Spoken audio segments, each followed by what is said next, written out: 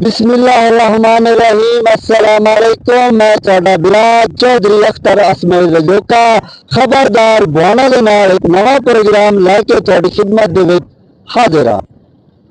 बिलावा गल इंदा भी जिथे हुण इस वक्त मैं वदा ये चनार चौक मोहवाला रोड बुआना है। बुआने नूं सोहना ते खूबसूरत बनावन वास्ते ते इस चौक नूं सोहना बनावन वास्ते आवाम दे टैक्सां दी मदद चों लखां रुपया इस ते लगा है। ते उनदा हाल की होया ओ शार्ट मिला के मैं तुहानूं विखाउणा है। बिलावा आ देख लो, आ टैलां जड़ियां नो इहदे विच एक टैल मेरे हत्थ विच है ते बाकी टैलां भी आ उखड़ियां पईयां नो।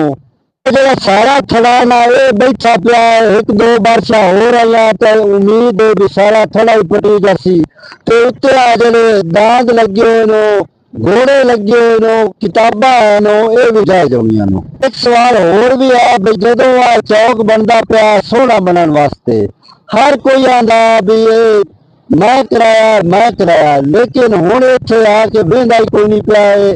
ਕੀ ਹਾਲਤ ਜ਼ਾਹਰ ਹੋਈ ਪਈ ਹੈ।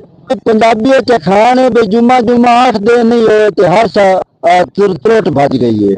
इसी चनियोर नूं आवाम की तरफ असी ये अक्सा है भाई एक तो इस चौक का खुद आके विजिट किया जाए, हालात वेखे जावे नो।